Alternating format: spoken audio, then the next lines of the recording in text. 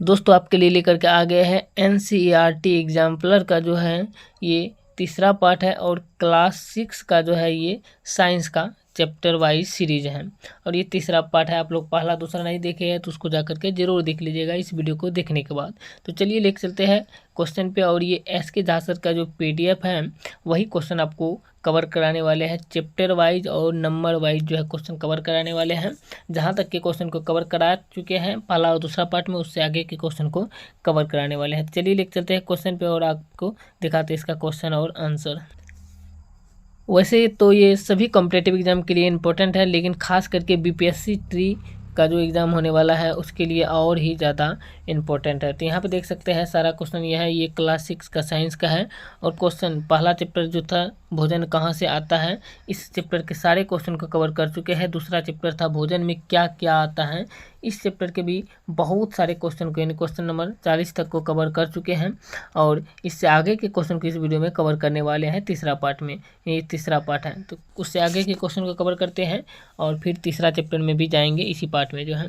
Question देख सकते हैं, क्वेश्चन कहा जा रहा है क्वेश्चन नंबर 41 में यहाँ पर दिया गया है। देख सकते हैं कि पकाने पर कौन सी विटामिन गर्मी से नष्ट हो जाती है। कौन सा विटामिन है जिसको पकाने पर जो है वो गर्मी से नष्ट हो जाता है। तो इसका सही आंसर हो जाएगा विटामिन सी और विटामिन बी। विटामिन सी और विटामिन बी जो होता है इसको पकाने से जो होता है गर्मी नष्ट हो जाती है। अगला क्वेश्चन की बात करें तो क्वेश्चन कहा जा रहा है विटामिन किससे हमारी रक्षा करता है। तो विटामिन जो होता है ये हमें जो है रोगों से रक्षा करता है। रोग जो हमारे शरीर में होता है इससे रक्षा करता है विटामिन जो होता है। ये जितने भी विटामिन होते हैं ये हमें शरीर में जो हमारे शरीर में रोगों से रक्षा करते हैं।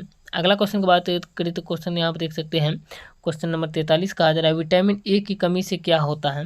तो विटामिन ए की कमी से बात करें तो विटामिन ए की कमी के कारण ही रतौंधी बीमारी होता है। रतौंधी बीमारी जो होता है ये विटामिन ए की कमी के कारण ही होता है और इसी रतौंधी बीमारी को दृष्टिहीनता भी कहते हैं। दृष्टिहीनता भी बीमारी इसी रतौंधी को कहते हैं। क्वेश्चन नंबर 44 की बात करें तो यहाँ आप देख सकते हैं क्वेश्चन नंबर 44 में कहा जा रहा है कि हमारे शरीर का किन लवणों की आवश्यकता अत्यंत मात्रा में होती है। हमारे शरीर में जो है कौन सा ऐसा लवण है जिसकी आवश्यकता बहुत ही अधिक मात्रा में होती है। तो इसका सही आंसर जो 44 नंबर का क्वेश्चन का हो जाएगा ये हो जाएगा सोडियम और पोटेशियम। सोडियम और पोटेशियम Na और जो है इसके साथ साथ के जो है यहाँ पे के जो होता है Na और के पोटेशियम यानी जो है सोडियम और पोटेशियम ये दोनों जो होता है ये हमारे शरीर में जो होता है लवण की आवश्यकता अत्यंत मात्रा में होती है इसके जो है। अगला क्वेश्चन की बात करें तो क्वेश्चन नंबर 45। चलिए क्वेश्चन नंबर 45 को जाने से पहले आपको बता दें कि यहाँ पे देख सकते हैं ये अब जो है चैप्टर 3 शुरू हो गया। क्लास 6 का जो है यहाँ पे देख सकते हैं चैप्टर 3 है। चैप्टर 3 का नाम यहाँ पे बात करें तो देख सकते हैं लिखा गया है यहाँ पे तंतु से वस्त्र तक। आप लोग एनसीईआरटी जो किताब है क्लास 6 का साइंस का वहाँ पर आप लोग चैप्टर को मिला सकते हैं। ये तीसरा चैप्टर है तंतु से वस्त्र तक, ये तीसरा चैप्टर साइंस का है। और आगे क्वेश्चन यहाँ पे देख सकते हैं क्वेश्चन कहा जा रहा है क्वेश्चन नंबर 45 में कौन सा तंतु मानव निर्मित नहीं है। ऐसा कौन सा तंतु है जो मानव के द्वारा नहीं बनाया गया है। तो इसका बात करें तो क्वेश्चन नंबर 45 का सही आंसर हो जाएगा रेशम। रेशम जो तंतु होता है ये मानव के द्वारा बनाया गया तंतु नहीं है। अगला क्वेश्चन की बात करें तो क्वेश्चन यहाँ आप देख सकते हैं क्वेश्चन नंबर 46 का जरा कपास के किस भाग से रुई बनती है। तो कपास की बात करें तो कपास के फूल जो होता है कपास के फूल और बीज जो होता है ये फूल और बीज से जो होता है रुई प्राप्त होता है कपास की। अगला क्वेश्चन की बात करें तो क्वेश्चन नंबर 47 में कहा जा रहा है देख सकते हैं यहाँ पे दिया गया है क्वेश्चन नंबर 47 में कि भारत में कपास की खेती मुख्यतः कहाँ होती है।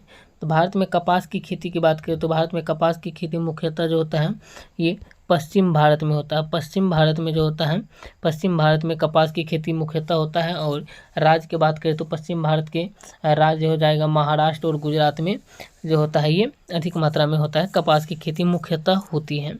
क्वेश्चन नंबर 47 का आंसर ये हो गया। अगला बात करें तो क्वेश्चन नंबर 48 कहा जा रहा है आप देख सकते हैं क्वेश्चन नंबर 48 में कहा जा रहा है रेशमी कपड़ों की विशेषता क्या होती है। तो रेशमी कपड़ों की विशेषता की बात करें तो रेशमी कपड़ा जो होता है ये चमकदार होती है। रेशमी कपड़ा जो होता है ये चमकदार होती है। चमकदार इसकी विशेषता है। रेशमी कपड़ा की विशेषता है चमकदार होती है। अगला क्वेश्चन की बात करें तो क्वेश्चन नंबर 49 कहा जा रहा है देख सकते हैं कि रिक्त स्थानों की पूर्ति कीजिए।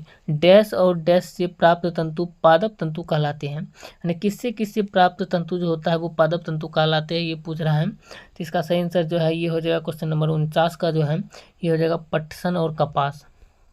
पटसन और कपास, पटसन और कपास जो होता है, पटसन से और कपास से प्राप्त तंतु जो होता है ये पादप तंतु कहलाते हैं, पौधे वाले तंतु कहलाते हैं। अगला क्वेश्चन की बात करें तो क्वेश्चन नंबर 50 में कहा जा रहा है रुई तथा जूट पादप पत्रों का कौन कौन से भाग से में प्राप्त होते हैं। तो रुई तथा जूट जो होता है ये पादप पत्र यानी पौधे के जो पत्ता होता है इसके कौन कौन से भाग में प्राप्त होता है ये पूछ रहा है। तो इसका सही आंसर जो है जगह ये हो जाएगा तना और बीज से, तना से, बीज से और फूल से। तना हो गया, बीज हो गया और इसके साथ साथ फूल, तीनों से जो होता है ये प्राप्त होता है। तना, बीज और फूल से जो होता है ये प्राप्त होता है। रुई तथा जूट पादप यानी जो है पादप पत्रों का ये भागों से प्राप्त होता है, तना, बीज और फूल से। क्वेश्चन नंबर 51 की बात करें तो क्वेश्चन नंबर 51 में कहा जा रहा है सही विकल्प को चुनिए, मानव निर्मित तंतु कौन सा है। तो मानव निर्मित तंतु की बात करें तो मानव निर्मित तंतु जो होता है ये पॉलिएस्टर होता है। पॉलिएस्टर जो होता है, पॉलिएस्टर जो होता है ये मानव निर्मित तंतु कहलाते हैं। जो मानव निर्मित तंतु है पॉलिएस्टर और नायलॉन जो होता है ये भी, ये दोनों जो है क्या कहते हैं, ये दोनों जो होता है पॉलिएस्टर और नायलॉन जो होता है, पॉलिएस्टर और नायलॉन ये जो मानव निर्मित तंतु कहलाते हैं। क्वेश्चन नंबर 52 की बात करते हैं, आप देख सकते हैं क्वेश्चन नंबर 52 में कहा जा रहा है भारत में पटसन का प्रमुख उत्पादन किन राज्यों में होता है।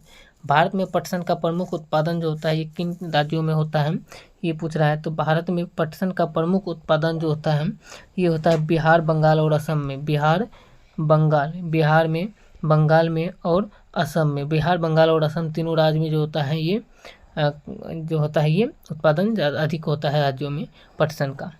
अगला क्वेश्चन की बात करें तो क्वेश्चन नंबर 53 में कहा जा रहा है, देख सकते हैं रुई और जूट से किसे प्राप्त किया जाता है। रुई और जूट से किसे प्राप्त किया जाता है ये पूछ रहा है। तो रुई और जूट से बात करते हैं, आप देख सकते हैं रुई और जूट से जो होता है ये तंतु से प्राप्त होते हैं। रुई और जूट जो होता है ये तंतु से प्राप्त होता है, रुई और जूट ये तंतु से प्राप्त होता है। अगला क्वेश्चन की बात करें तो क्वेश्चन यहाँ आप देख सकते हैं क्वेश्चन नंबर 54 में कहा जा रहा है कपास से क्या बनाया जाता है। तो कपास से बात करें तो कपास जो होता है इसी से धागा बनाया जाता है, कपास से ही धागा बनाया जाता है। कोई भी जो धागा बनता है ये कपास से ही बनाया जाता है। अगला क्वेश्चन की बात करें तो क्वेश्चन नंबर 55 में कहा जा रहा है रेशम, ऊन और जूट किसके प्राकृतिक उदाहरण है। रेशम, ऊन और जूट जो होता है ये उदाहरण है तंतु के ही उदाहरण है, तंतु के प्राकृतिक उदाहरण है रेशम, ऊन और जूट। ये क्वेश्चन नंबर 55 हो गया। क्वेश्चन नंबर 56 की बात करें तो देख सकते हैं क्वेश्चन नंबर 56 में यहाँ पर कहा जा रहा है, देख सकते हैं क्वेश्चन नंबर 56 कहा जा रहा है कि प्राचीन काल में लोग किस सामग्री का उपयोग कपड़े पहनने के लिए करते थे। प्राचीन काल के जो लोग थे ये कपड़े पहनने के लिए जो उपयोग करते थे ये करते थे घास का ही उपयोग करते थे कपड़े पहनने के लिए प्राचीन काल में जो है लोग। अगला क्वेश्चन की बात करें तो क्वेश्चन नंबर 57 कहा जा रहा है, आप देख सकते हैं कि प्राकृतिक तंतु किससे प्राप्त होते हैं। तो प्राकृतिक तंतु जो होता है ये जो है ये प्राप्त होता है पौधा से, यानी जो है पौधा से और जानवर से, पौधा और जानवर से जो होता है ये प्राकृतिक तंतु प्राप्त होते हैं पौधा और जानवर से। क्वेश्चन नंबर 58 की बात करें तो क्वेश्चन नंबर 58 में कहा जा रहा है चरखे के उपयोग का उद्देश्य क्या था। चरखे के उपयोग का उद्देश्य क्या था ये पूछ रहा है। तो चरखे का उपयोग का उद्देश्य बात करते ये है जगह धागा बनाने के लिए। चरखा का जो उपयोग किया जाता है ये धागे बनाने के लिए किया जाता है, धागे बनाने के लिए चरखा का उपयोग किया जाता है। क्वेश्चन नंबर 58 का सही आंसर जगह धागा बनाने के लिए। अगला क्वेश्चन की बात करते हैं क्वेश्चन नंबर 59 में कहा जा रहा है कि कपास कहाँ से प्राप्त होता है। तो कपास की बात करते हैं, कपास जो होता है ये काली मिट्टी वाली गर्म जगहों से प्राप्त होता है। कपास जो होता है ये काली मिट्टी जो होता है उसी वाले गर्म जगहों में से प्राप्त होता है, काली मिट्टी की गर्म जगहों से प्राप्त होता है कपास। अगला क्वेश्चन की बात करें तो क्वेश्चन नंबर 60 में कहा जा रहा है, देख सकते हैं कि तंतु दो प्रकार के होते हैं, वे कौन कौन से हैं। तो तंतु जो होता है ये दो प्रकार का होता है, एक होता है प्राकृतिक तंतु और एक होता है मानव निर्मित तंतु।